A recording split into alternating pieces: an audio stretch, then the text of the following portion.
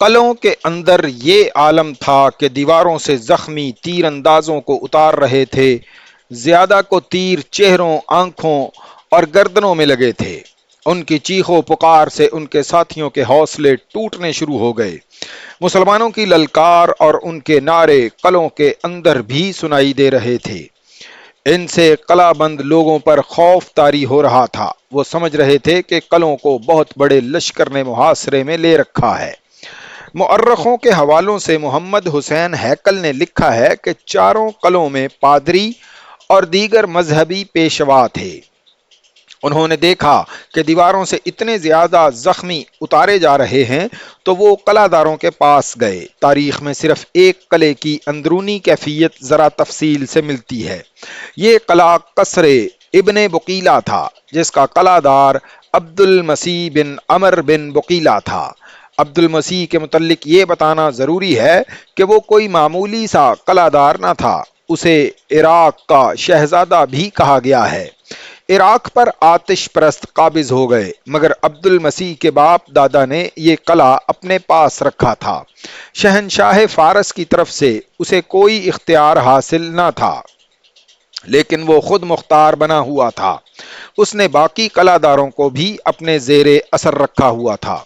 وہ غیر معمولی طور پر دانش مند تھا اور جرت میں بھی بے مثال تھا۔ اس کی سب سے بڑی خوبی حاضر دماغی اور حاضر جوابی تھی۔ وہ ضعیف العمر ہو چکا تھا، لیکن جذبے اور حوصلے کے لحاظ سے وہ جوان تھا۔ اس نے نوشیروان عادل کا زمانہ بھی دیکھا تھا۔ اس سے اندازہ ہوتا ہے کہ اس کی عمر خاصی زیادہ تھی۔ خوش گفتاری اور ظرافت کی وجہ سے نوشیروان کسریٰ اردشیر کا دادا عبد المسیح کو بہت پسند کرتا تھا۔ اس نے نوشیروان عادل سے کہا، میں اور میرے کچھ سردار تمہاری اطاعت قبول نہیں کریں گے۔ ہم اپنے قلعوں میں رہیں گے، اس سے شاید تمہیں بھی کچھ فائدہ ہو۔ میں تمہیں اور تمہاری پسند کے سرداروں کو 4 قلعے دے دیتا ہوں۔ نوشیروان عادل نے کہا، لیکن میرے مرنے کے بعد تمہارے ساتھ فارس میں کیا سلوک ہوگا میں بتا نہیں سکتا۔ تمہارے مرنے کے بعد فارس کی شہنشاہی کا زوال شروع ہوگا۔ عبد المسیح نے کہا تھا، اتنی اچھی باتیں کرنے والی زبان سے میں ایسی بات سن نہیں سکتا۔ ابن بقیلہ، نوشیروان نے کہا تھا، کیا تو مجھے بد دعا دے رہا ہے یا فارس کے زوال کا باعث تو خود بنے گا؟ دونوں باتیں نہیں۔ عبد المسیح نے کہا تھا، تو عادل ہے، تیرے بعد عدل بھی مر جائے گا اور پیچھے شہنشاہی رہ جائے گی۔ تیسری یا چوتھی نسل تیرا نام ڈبو دے گی، پھر فارس کی سرحدیں سکڑنے لگیں گی اور یہاں کوئی اور قوم آ کر حکمران بنے گی۔ ماننے کو جی نہیں چاہتا۔ نوشیروان عادل نے کہا تھا، فارس ایک طاقت کا نام ہے۔ غور سے سن عادل بادشاہ، عبد المسیح نے کہا تھا، جس دماغ میں شہنشاہی گھر کر لیتی ہے اس دماغ سے عدل و انصاف نکل جاتا ہے۔ تخت پر بیٹھ کر رعایا کی محبت دل سے نکل جاتی ہے۔ تیرے بعد آنے والے اگر فوج پر بھروسہ کر کے رعایا کا خیال نہیں کریں گے تو وہ اپنے زوال کو تیز کریں گے۔ ان سے تنگ آئی ہوئی رعایا ان کا ساتھ دے گی جو باہر کے حملہ آور ہوں گے۔ میری عمر ابھی اتنی زیادہ نہیں کہ تجربے کی بنا پر بات کر سکوں، لیکن میں محسوس کر رہا ہوں کہ آنے والا وقت فارس کے لیے اپنے ساتھ کیا لا رہا ہے۔ اب عبد المسیح کی عمر اتنی زیادہ ہو گئی تھی کہ کمر جھک گئی تھی، کندھے سکڑ گئے تھے، راشا ایسا کہ اس کا سر ہلتا اور ہاتھ کانپتے تھے۔ نوشیروان عادل کی دوسری نسل کا شہنشاہ شکست کے صدمے سے مر چکا تھا اور فارس کا زوال شروع ہو چکا تھا۔ خالد کے لشکر نے آج عبد المسیح اور اس کے سرداروں کے قلعوں کو محاصرے میں لے رکھا تھا اور اس کی قلعہ بند فوج کا حوصلہ کمزور ہوتا جا رہا تھا۔ اس میں اتنی طاقت نہیں رہی تھی کہ دیوار پر جا کر دیکھتا کہ محاصرے کی اور مسلمانوں کی کیفیت کیا ہے، مسلمانوں کی نفری کتنی ہے۔ اسے شاید مسلمانوں کی نفری کا اندازہ نہیں تھا۔ مسلمان صرف 18,000 تھے اور انہوں نے 4 قلعوں کو محاصرے میں لے رکھا تھا، بلکہ بڑھ بڑھ کر حملے کر رہے تھے۔ عبد المسیح اپنے محل میں گیا تو دو پادری اس کے انتظار میں کھڑے تھے۔ کیا گرجے میں اپنی فتح اور دشمن کی تباہی کی دعائیں ہو رہی ہیں؟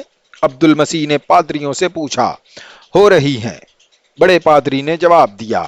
اور تم یہاں کیوں آئے ہو؟ عبد المسیح نے کہا، جاؤ اور گرجے کے گھنٹوں کو خاموش نہ ہونے دو۔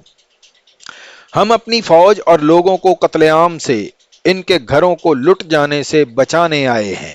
بڑے پادری نے کہا، کیا آپ دیکھ نہیں رہے کہ ہمارے کتنے سپاہی ہلاک اور زخمی ہو چکے ہیں؟ کیا آپ دشمن کی للکار اور اس کے نعرے نہیں سن رہے؟ کیا تم مجھے یہ کہنے آئے ہو کہ میں ہتھیار ڈال دوں؟ آپ کی جگہ کوئی اور قلعہ دار ہوتا تو ہم ایسا مشورہ کبھی نہ دیتے۔ دوسرے پادری نے کہا، لیکن آپ دانش مند اور تجربہ کار ہیں، جو آپ سمجھ سکتے ہیں وہ کوئی اور نہیں سمجھ سکتا۔ حقیقت کو دیکھیں، اس سے پہلے کہ مسلمان قلعہ سر کر لیں اور قلعے میں داخل ہو کر قتل عام اور لوٹ مار کریں اور ہماری عورتوں کو اپنے ساتھ لے جائیں، آپ قلعہ کچھ شرائط پر پیش کر کے ان کے حوالے کر دیں۔ یہ بہت بڑی نیکی ہوگی۔ مجھے سوچنے دیں۔ عبد المسیح نے کہا، سوچنے کا وقت کہاں ہے؟ پادری نے کہا، اوپر دیکھیں، مسلمانوں کے تیر دیوار کے اوپر سے اندر آ رہے ہیں، اور وہ دیکھیں زخمیوں کو کندھوں پر اٹھا کر اوپر سے نیچے لا رہے ہیں۔ کیا آپ دیکھ نہیں رہے کہ دیوار پر اور برجوں میں ہمارے تیر اندازوں کی تعداد کس تیزی سے کم ہوتی جا رہی ہے؟ ناحق خون نہ ہونے دیں۔ قلعے کے باہر مسلمانوں کے ہلے اور تیروں کی بوچھاڑیں تیز ہو گئی تھیں، حالانکہ ان کے زخمیوں اور شہیدوں کی تعداد بڑھتی جا رہی تھی۔ عبد المسیح نے پادریوں کی موجودگی میں قاصد کو بھیجا کہ وہ قلعے کے دفاع کی صورتحال معلوم کر کے فوراً آئے۔ قاصد نے واپس آ کر جو صورتحال بتائی وہ امید افزا نہیں تھی۔ دوسرے قلعوں کی کیفیت بھی ایسی ہی تھی جو عیسائیوں کے حق میں نہیں جاتی تھی۔ قلعے کا دروازہ کھل گیا۔ ایک ضعیف العمر گھوڑے پر سوار باہر نکلا۔ اس کے ساتھ دو تین سردار تھے۔ ان میں سے ایک سردار نے بلند آواز سے کہا کہ وہ دوستی کا پیغام لے کر باہر نکلے ہیں۔ ان کے پیچھے قلعے کا دروازہ بند ہو گیا۔ ہم تمہارے سالار سے ملنا چاہتے ہیں، عبد المسیح کے اس سردار نے بلند آواز سے کہا۔ دیوار سے تیر آنے بند ہو گئے تھے۔ مسلمانوں نے بھی تیر اندازی روک لی۔ خالد کو کسی نے بتایا کہ دشمن باہر آ گیا ہے۔ کون ہے وہ؟ خالد نے پوچھا۔ قلعے دار عبد المسیح خود آیا ہے، خالد کو جواب ملا۔ اسے کہو مجھے اس سے ملنے کی کوئی خواہش نہیں۔ خالد نے کہا، میں جانتا ہوں وہ ان سب کا سردار ہے۔ اسے کہو کہ شام تک باقی تینوں قلعہ داروں نے بھی ہتھیار نہ ڈالے تو ہم انہیں اس حال تک پہنچا دیں گے جس میں وہ ہماری ہر شرط قبول کرنے پر مجبور ہو جائیں گے۔ کسی ایک کو بھی زندہ نہیں چھوڑا جائے گا۔ جب عبد المسیح کو خالد کا یہ پیغام ملا تو وہ جان گیا کہ فتح آخر مسلمانوں کی ہی ہوگی۔ اس نے اسی وقت اپنے سرداروں کو دوسرے قلعوں کی طرف دوڑا دیا۔ دوسرے قلعوں کے اندر بھی یہی کیفیت تھی جو عبد المسیح کے قلعے کے اندر تھی۔ فوجیوں کا حوصلہ کمزور پڑ رہا تھا اور لوگوں پر خوف و ہراس طاری تھا۔ ان قلعوں کے سردار ہتھیار ڈالنے کے لیے تیار تھے، لیکن کوئی قلعہ دار یہ نہیں چاہتا تھا کہ ہتھیار ڈالنے میں وہ پہل کرے اور یہ تہمت اس پر لگے کہ ہتھیار سب سے پہلے اس نے ڈالے تھے، ورنہ کوئی بھی ہتھیار نہ ڈالتا۔ عبد المسیح کا پیغام ملتے ہی انہوں نے تیر اندازی بند کر دی اور تینوں قلعہ دار باہر آ گئے۔ انہیں خالد کے سامنے لے جایا گیا۔ اس وقت خالد ایک گھنے درخت کے نیچے کھڑے تھے۔ کیا تم نے ہمیں کمزور سمجھ کر ہمارا مقابلہ کیا تھا؟ خالد نے ان قلعہ داروں سے کہا، کیا تم بھول گئے تھے کہ تم عربی ہو؟ کیا تمہیں یہ بھی یاد نہیں رہا کہ ہم بھی عربی ہیں؟ اگر تم عجمی ہوتے تو بھی تمہیں یہ امید نہیں رکھنی چاہیے تھی کہ تم اس قوم کو شکست دے سکو گے جو عدل و انصاف میں یکتا ہے اور جس کی تلوار کی دھاک بیٹھی ہوئی ہے۔ تو جو کچھ بھی کہنا چاہتا ہے کہہ سکتا ہے۔ ضعیف العمر عبد المسیح نے کہا، تو فاتح ہے، ہمیں کچھ کہنے کا حق حاصل نہیں، کیونکہ ہم نے تیرے آگے ہتھیار ڈال دیے ہیں۔ مشہور مورخ ابو یوسف نے خالد اور عبد المسیح کے مکالمے لکھتے ہوئے یہ بھی لکھا ہے کہ عبد المسیح اس قدر بوڑھا ہو چکا تھا کہ اس کی بھویں دودھ کی مانند سفید ہو چکی تھیں اور اتنی نیچے آ گئی تھیں کہ ان سے اس کی آنکھیں ڈھک گئی تھیں۔ اسی مورخ کے مطابق خالد عبد المسیح سے متاثر ہوئے۔ تمہاری عمر کتنی ہے؟ خالد نے عبد المسیح سے پوچھا۔ 200 سال، عبد المسیح نے جواب دیا۔ خالد یہ جواب سن کر بہت حیران ہوئے۔ انہوں نے اس بوڑھے کلادار کو اور زیادہ غور سے دیکھا، جیسے انہیں یقین نہ آ رہا ہو کہ یہ شخص 200 سال سے زندہ ہے۔ کسی بھی مورخ نے عبد المسیح کی صحیح عمر نہیں لکھی۔ واقعات سے پتہ چلتا ہے کہ اس کی عمر 100 سال سے کچھ اوپر تھی۔ تو نے بڑی لمبی عمر پائی ہے، خالد نے کہا۔ یہ بتا کہ اتنی لمبی زندگی میں تم نے سب سے زیادہ عجیب چیز کیا دیکھی؟ نوشیرواں کا عدل و انصاف، عبد المسیح نے جواب دیا۔ اس دور میں حکومت اس کی ہوتی ہے جس کے بازو میں طاقت اور ہاتھ میں تلوار ہوتی ہے، لیکن نوشیرواں نے عدل و انصاف کے ذریعے لوگوں کے دلوں پر فتح پائی۔ تم کہتے ہو کہ مسلمان عدل و انصاف میں یکتا ہے؟ نہیں، میں نوشیرواں کو عادل مانتا ہوں۔ تم کہاں سے آئے ہو؟ خالد نے عبد المسیح سے پوچھا۔ کہاں کے رہنے والے ہو؟ ایک گاؤں ہے، عبد المسیح نے جواب دیا۔ جہاں تک کوئی عورت بھی سفر کرے تو اس کے لیے روٹی کا ایک ٹکڑا بھی کافی ہوتا ہے۔ کیا تم احمق نہیں ہو؟ خالد نے کہا۔ میں پوچھ کیا رہا ہوں اور تم جواب کیا دے رہے ہو؟ میں نے پوچھا تھا کہاں سے آئے ہو؟ اپنے باپ کی ریڑھ کی ہڈی سے، عبد المسیح نے جواب دیا۔ تم قلعے دار بننے کے قابل کب ہوئے تھے؟ خالد نے جھنجھلا کر کہا۔ میں نے پوچھا ہے تم کہاں سے آئے ہو؟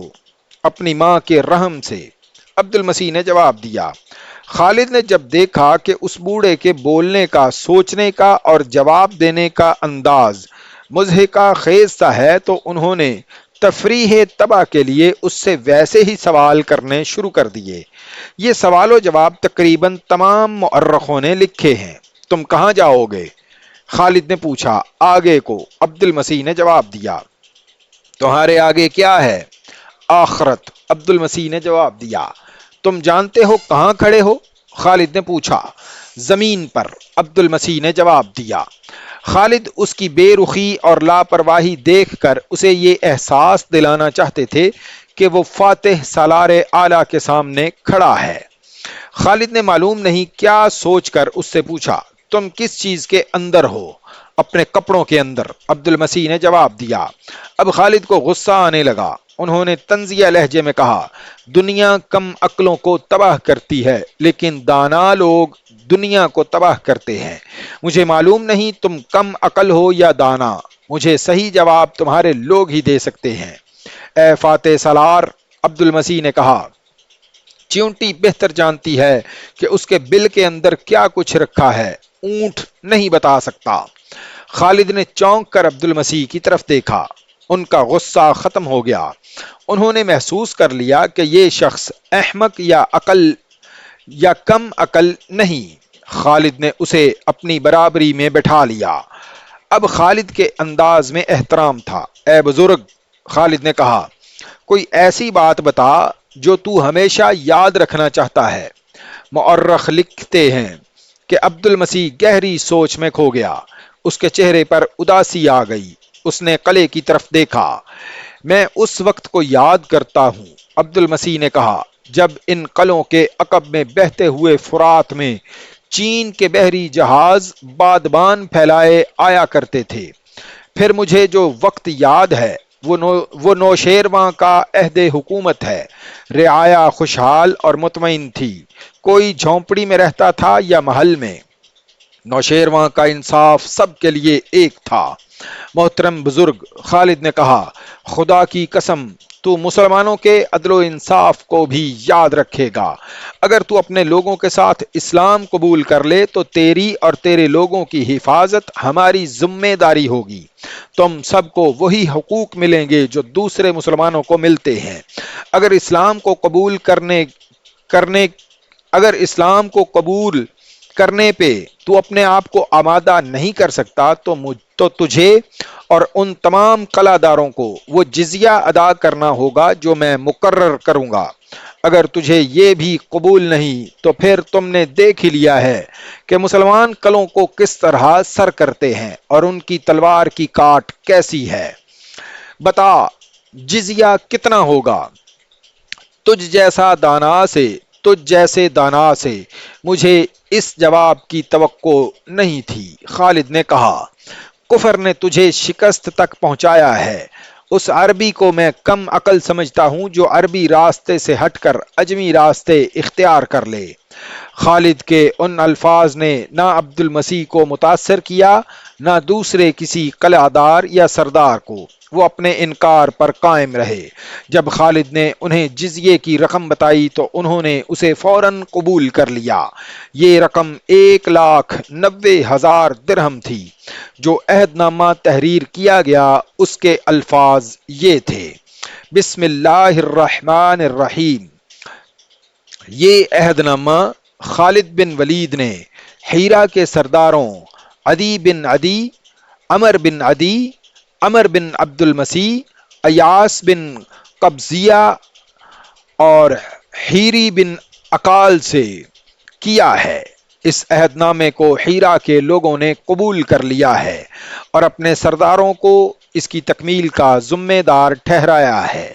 اس عہد نامے کے مطابق اہل حیرہ خلافت مدینہ کو 1,90,000 درہم سالانہ ادا کیا کریں گے۔ یہ جزیہ حیرہ کے پادریوں اور دیگر راہبوں سے بھی وصول کیا جائے گا۔ صرف اپاہجوں، نادار افراد اور تارک الدنیا راہبوں کو یہ جزیہ معاف ہوگا۔ اگر یہ جزیہ باقاعدگی سے ادا کیا جاتا رہا تو اہل حیرہ کے تحفظ کے ذمہ دار مسلمان ہوں گے۔ اگر مسلمانوں نے اس ذمہ داری میں کوتاہی کی تو جزیہ نہیں لیا جائے گا، اور اگر اہل حیرہ نے اس عہد نامے کی خلاف ورزی کی تو مسلمان اپنی ذمہ داری سے بری سمجھے جائیں گے۔ یہ معاہدہ ربیع الاول 12 ہجری میں تحریر ہوا تھا۔